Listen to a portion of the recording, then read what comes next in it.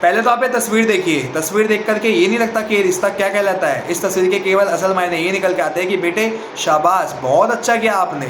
ऐसे में बखूबी लोग याद कर रहे होंगे शेख हसीना को, जिस समय वो उन्होंने बाहर निकल के अपने ही देश लोगों को कहा था कि हमारे देश को अमेरिका डिस्टेबलाइज करने की कोशिश कर रहा है। यानी कि मुझसे कोई वाइट कलर के आदमी ने कहा है कि हमें आपके देश का सेंट मार्टिन आइलैंड चाहिए, अगर आपने नहीं दिया तो हम आपके देश के 2 टुकड़े कर सकते हैं। और जैसे ही उन्होंने ये सारी बातें बोली, वैसे ही इनके ही देश के अंदर कुछ समय बाद छात्र आरक्षण को लेकर के एक ज़बरदस्त प्रोटेस्ट शुरू हो गया। सोचने वाली बात है कि जिन लोगों को सरकारी नौकरियां नहीं मिली, जिन लोगों को सरकारी कॉलेज में एडमिशन नहीं मिला, वो लोग अपने देश के ही गौरव को भूल गए। यानी कि अपने ही राष्ट्रपिता के इमारतों को भूल गए, अपने ही राष्ट्रपिता के विरासतों को भूल गए, अपने ही प्राइम मिनिस्टर के घरों के अंदर घुस गए और ऐसे दुर्लभ व्यवहार करने शुरू कर दिया। यानी कि ये अमेरिका इन सब लोगों को प्रमोट कर रहा है। ये सोचने वाला विषय है। बहुत बड़ी बात है कि अगर ऐसे लोगों को, यानी कि जिस देश के अंदर डेमोक्रेसी को लेकर के अगर कोई राजनेता ये कहता हो कि अमेरिका हमारे साथ हमें उठा के फेंक रहा है, हमारे देश से हमारे ही पोजीशन को छीन रहा है, तो ऐसे में कोई अगर इनके ही देश में डेमोक्रेसी का लीडरशिप संभालेगा तो ऐसा क्या होगा इनके देश के अंदर। ये एक बहुत बड़ा विषय है जिसके ऊपर मैं बात कर रहा हूँ। ना केवल इन्हें प्रमोट कर रहा है अमेरिका, बल्कि अपने यहाँ के 79 सेशन में बुला करके, जहाँ कई सारे राजनेता आए हुए हैं, उनके ही सामने इन 2 बच्चों को बुलाता है, बताता है इनके कंधे में बंदूक रख करके कि ये वही लोग थे जिस समय पे बांग्लादेश के अंदर आंदोलनशिप संभाला था। बहुत अच्छे से इन्होंने वहाँ का आंदोलन संभाला था, बल्कि बांग्लादेश की सत्ता में बैठी हुई सरकार को इन्होंने उखाड़ फेंका था। यानी कि इनकी प्रशंसा वहाँ पे करवाई जा रही है, इनके लिए तालियां दी जा रही है। सोचने वाली बात है, ये ना केवल प्रेरित होंगे इनसे लोग, बल्कि ये अमेरिका बांग्लादेश का मखौल उड़ा रहा है। यानी कि एक मिसाल सेट होगा बांग्लादेश के प्रति अमेरिका के अंदर। क्योंकि जब ये अमेरिका में जाते हैं, अमेरिका में जा करके जब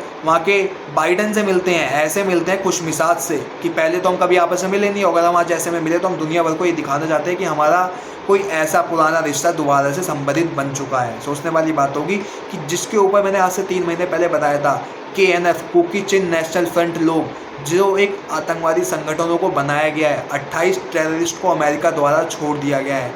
यानी कि अमेरिका इनको तो सपोर्ट करता ही है, साथ साथ आतंकवादी संगठनों को भी सपोर्ट करता है। ये एक चिंता वाला विषय है, क्योंकि यही वो लोग हैं जो बांग्लादेश के अंदर आने वाले समय में शायद 2 टुकड़े कर सकते हैं। यही वो लोग हैं जिन लोगों को अमेरिका के द्वारा छोड़ दिया गया है। तो जब इन्हें बांग्लादेश के ministry of labour and employment of youth के एडवाइज़र बना दिया जा रहा है। यानी कि अब ये बांग्लादेश के सत्ता को संचालित रूप से चलाएंगे। सोचने वाली बात होगी कि बांग्लादेश के अंदर आने वाले 1 साल बाद कि बांग्लादेश की जो सत्ता को ये लोग अनमैच्योर तरीके से पॉलिटिक्स में यूज़ किया जाएगा। कई लोग ऐसे हैं जो बांग्लादेश के अंदर अभी भी चुप बैठे हुए हैं, कई लोग तो ऐसे भी हैं जो समय का इंतज़ार कर रहे हैं।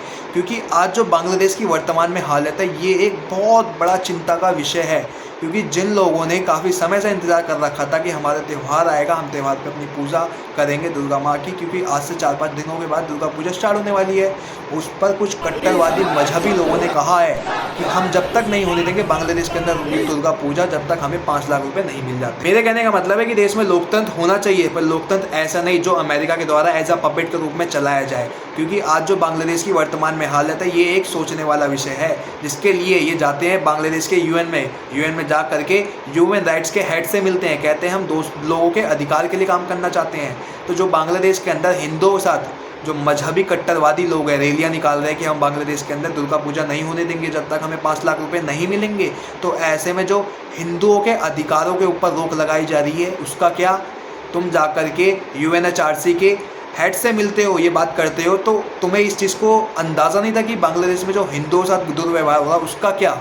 सोचने वाला विषय होगा। क्योंकि इस समय पे जो बांग्लादेश के अंदर अनमेच्योर तरीके से पॉलिटिक्स में खेला जा रहा है, ये बहुत बड़ा खेल एक चिंता का विषय है। एक बार फिर मैं आपको बोल देता हूँ, किसी भी देश में लोकतंत्र होना जरूरी है, पर किसी भी देश में लोकतंत्र पे एज अ पपेट बिठाए गए जो लोकतंत्र को चलाएगा अमेरिका के द्वारा, ये एक बहुत बड़ा चिंता का विषय है। किसी भी देश में अगर ऐसा होता है तो उस पर रोक लगनी चाहिए।